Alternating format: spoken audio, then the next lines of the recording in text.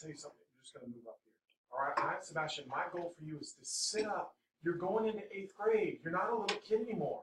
I expect you to come, sit attentively at your chair. That's what I'm expecting out of you. All right? Stop with the silly noises and the silly things that you're doing. You're growing up now. It's time. I'm helping you.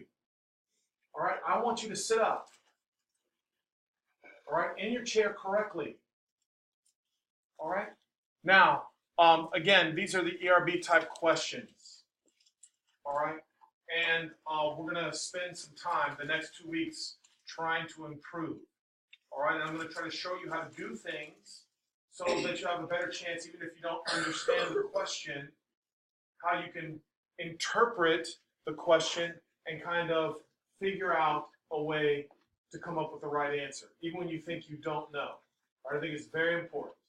All right? So I'm sending an email out to your parents saying how important this is and how your problems that you're going to be doing aren't as many, but they're more important because they're the thinking questions. They're going to help you in a couple weeks when you do your ERBs. Is everybody hearing me? Yes. All right, I want all of your ERBs to improve 2 or 3 points. All right?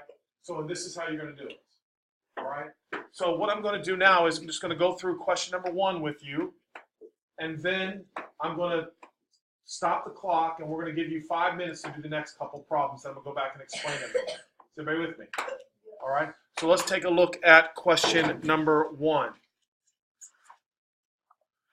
All right? 3 lines intersect in the figure above. What is the value of x plus y? All right, so I'm going to hear an explanation, and then we'll see if you came up with the same answer. First of all, take a look down there and tell me. You are amazing. So what is the answer? You are awesome, girl. I'm really proud of you for that. All right. Now, again, I couldn't be happier with that explanation. Because, again, look up, guys. Now, make sure you make yourself some notes here. All right. I'm highlighting, right? From here to here is how many degrees, guys? 180. Did I agree with that? Then, because this right here is 30 degrees, that means these 2 angles together have to add up to what? To 150, right? Because what I want everybody to write down is I want everybody to write down x plus y plus 30 has to equal 180. And so if you subtract 30 from both sides, x plus y equals 150. Now again, that's a great example, great problem, all right, to start off with. All right, now in here, you might come across some things that are a quantitative comparison. Remember, quantitative comparison, listen to me. You select A if A is greater. You select B if B is greater. You select C if they're equal. And you select D if you can't tell. So remember that. All right, A if A is greater, B if B is greater, C if they're equal, and D if you can't tell. Now I'm going to stop the clock here, and I'm going to give you like 5 minutes to answer as much as you can. I'm just going to walk around the room, all right, kind of see what you're doing. I would like information written down. Even if you don't know something, try to cross out some answers so you can do a better job guessing. All right, get busy. About question number 2, because I think you know how to do it. All right, but you're not answering the right question. All right, who thinks they know what the answer was? What did you think it was? Somebody said 10. Anybody else? I got 5 is good. Somebody else? 10. Somebody else? What did you got 10? What? What did you? 5. So the answer is probably between 5 and 10. Caroline, did you get something? You didn't tell me. Oh wait. No, 5. All right. So let's take a look, guys, for a second, please. Now I'm trying to get you better at not just doing math, but seeing math a little bit differently. All right. So look up for a second. If I said 2p plus 5 equals 20, everybody should have written 2p must be equal to what? 15. 2p must be 15. That's what should be on your paper. Some of you just circled something. That's not good enough. All right? You should write things down. That's how you learn. All right, you're not supposed to look at the problem and say, oh, the answer is A. Or, oh, you just look and say it must be B. No, it requires thought. ERB is thinking. All right, so right now we said 2p equals what? 15. Now we could solve that for p, but I want to highlight something really important here. See that right there? Everybody with me on that? What is 2p? 15. That means wherever I see a 2p, I could put what? So the question or the answer is just 15 minus 5, which is what? 10. All right, now look, this is on your paper. From here to here to here. There should be some flow. You're not allowed to just circle answers. I'm not accepting that. I want you to write 2p equals 15.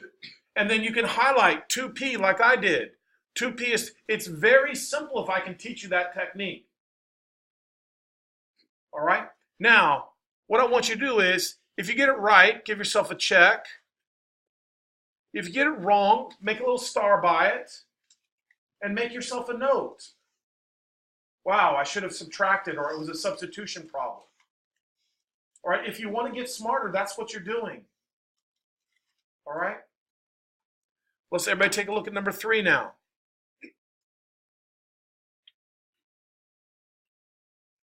In the figure above, a line is to be drawn through point P so that it crosses the x-axis.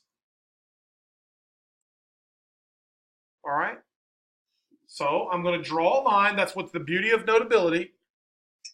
So it crosses the x-axis. So here we go.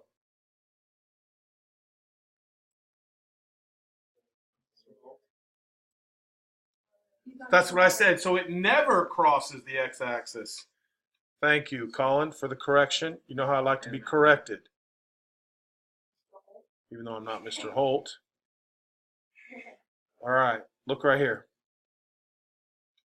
Now that line will never cross. Does everybody agree with that? Any questions with that? All right.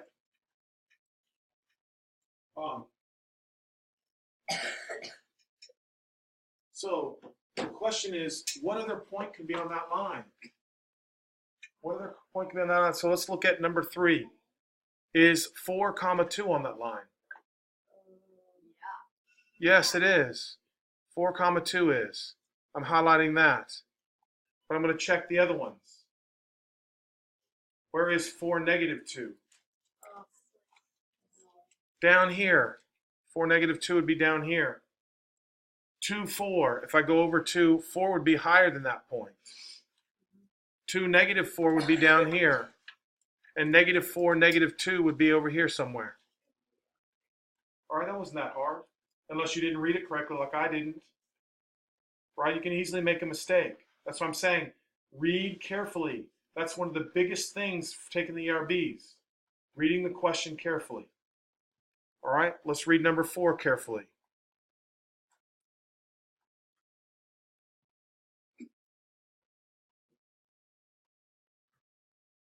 Max, read it. What number decreased by 6 equals 3 times? All right, I'm going to give you 1 minute. Everybody, I'm just going to start. Get up here. Don't act like that. Like you don't know what's going on.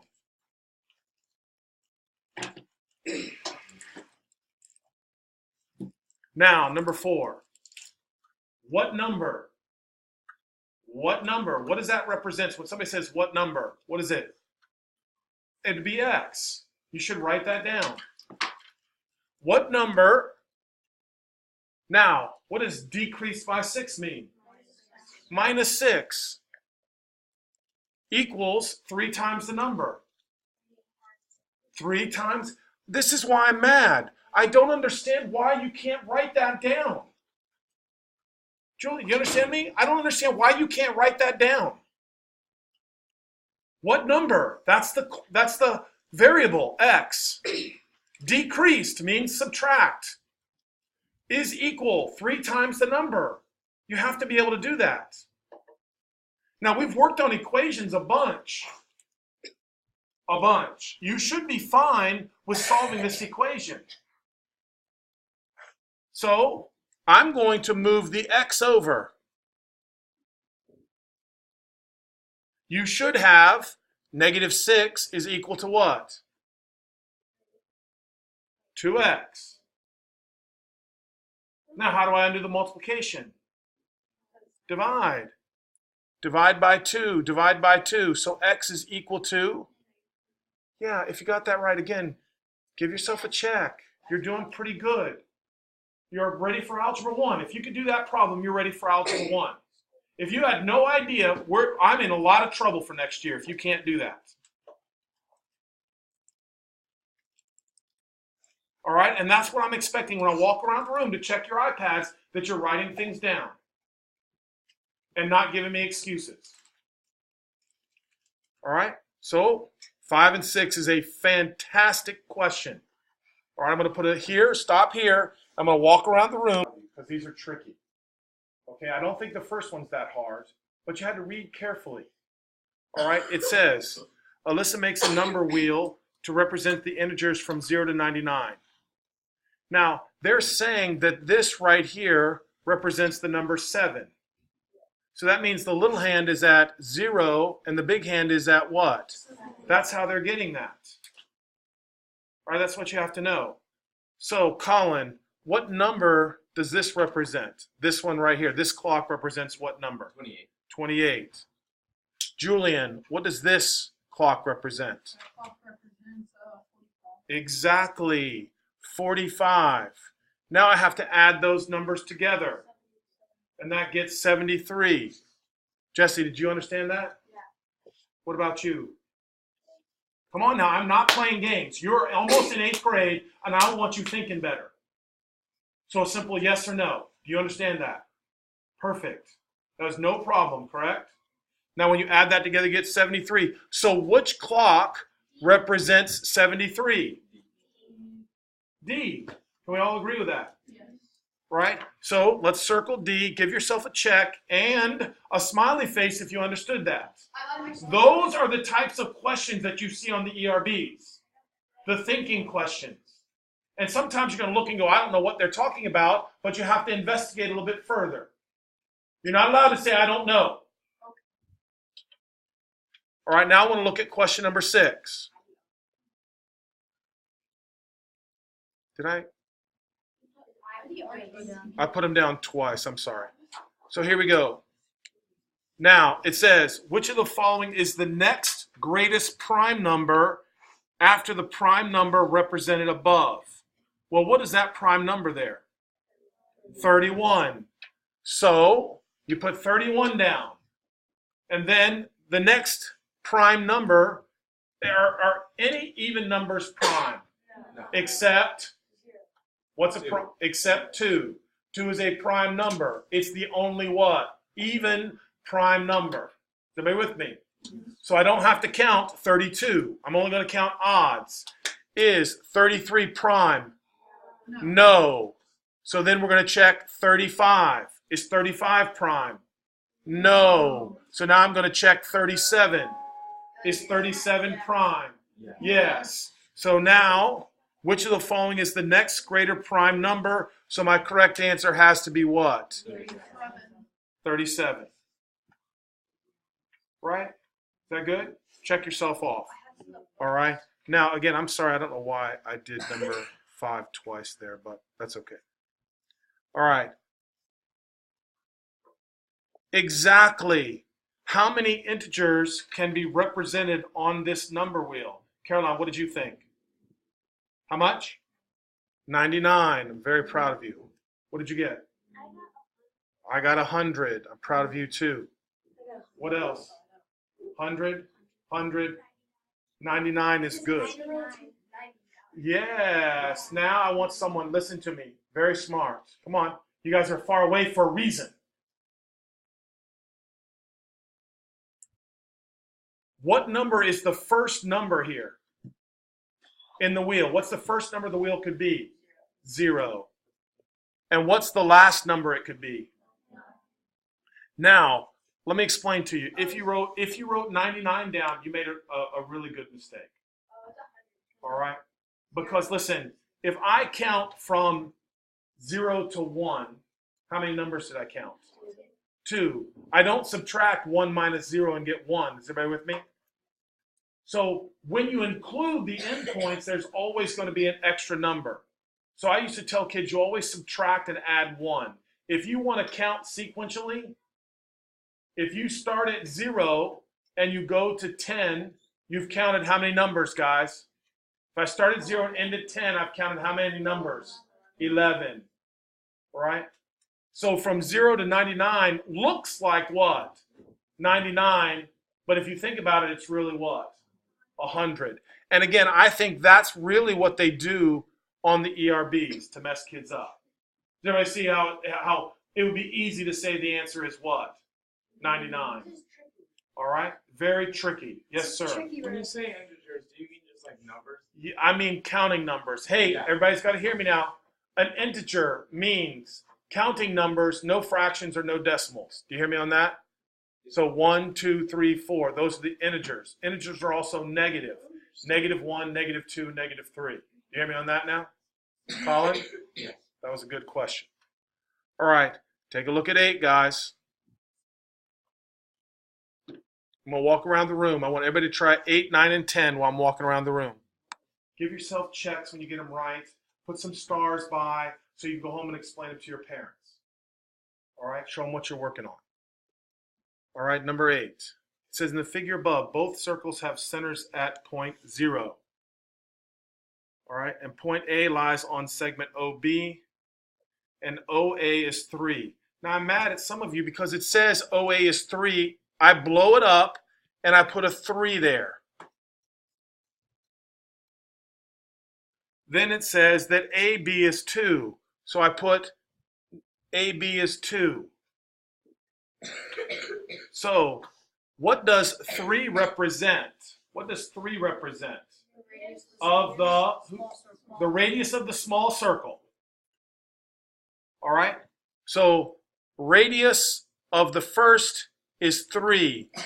What's the radius of the other circle, Colin? Wouldn't it be 5? It would be 5. Exactly. Because it's the total length. It's the length from here to here. That is the radius. Very good. Now, we said that the circumference formula is pi times d. All right, so let's put C equals pi d. So, for the first circle, if the radius is 3, the diameter would be what? 6. So the circumference of the smaller circle would be, guys, 6 pi. Is everybody with me? Is everybody happy with that explanation? 6 pi. And just leave it like that, 6 pi. Now, the circumference of the larger circle, if the radius is 5, then the circumference is? Say it. 10 pi. Right? So pi times 10 is equal to 10 pi. Now, who doesn't understand that? Is everybody good with that? All right.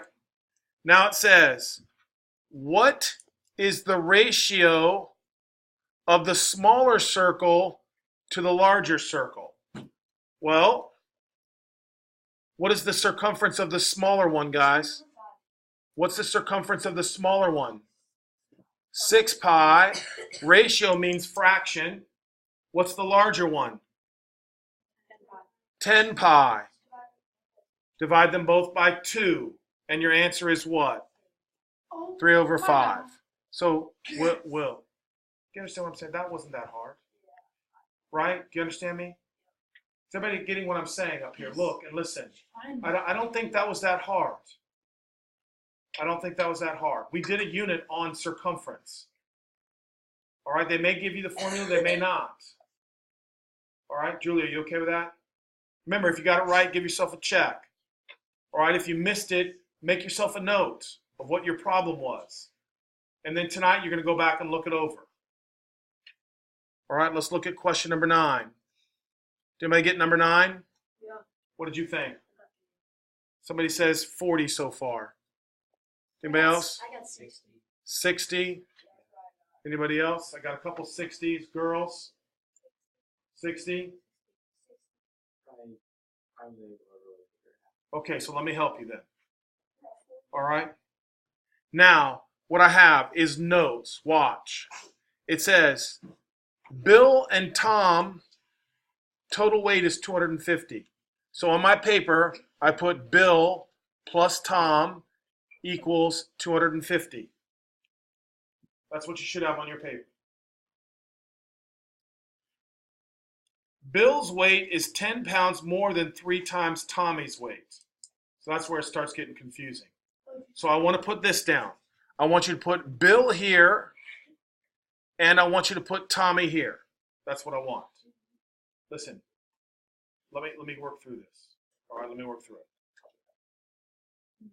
Now, do I have any idea what Tommy's weight is? I have no idea what Tommy's weight is. So Tommy gets a weight of X. All right? Now, I want someone to represent Bill's weight with respect to Tommy. Say it. No, definitely not. Definitely not. So here, I need, Caroline, read this when I'm underlining. Shh.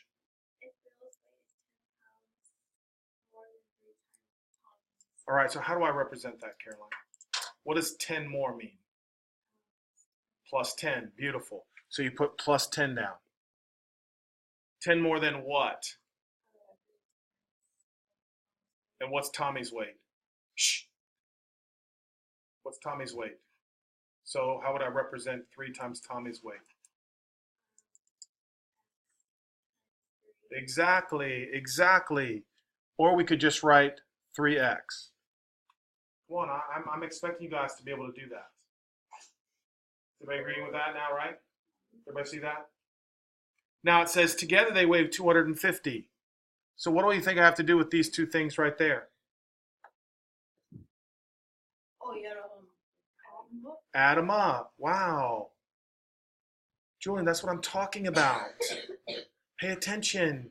You can do this. Added them up. So we're going to add them up. Now the hard part. If I add, like he said, I'm going to write it right over here. X plus 3x plus 10 equals 250. Now, Julian, since you said add, but put you on the spot. It's okay, buddy. I'm going to work with you. You said something good. Right there. What is x plus 3x? Now think about it. What's in front of the x? What number's in front of the x? A 1. So what is 1x plus 3x? Yes, 4x. That is correct. So now I have 4x plus 10 equals 250.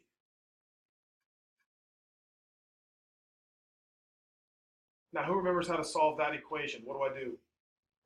you subtract 10. Yeah, subtract 10. Now continue writing this down. A meter, come on. I can't read that. It looks like chicken scratch. Yeah, well, get better at it. That's you can write well. Subtract 10. So now I get 4x equals what? 240. And now what? 240 divided by 4 is 60.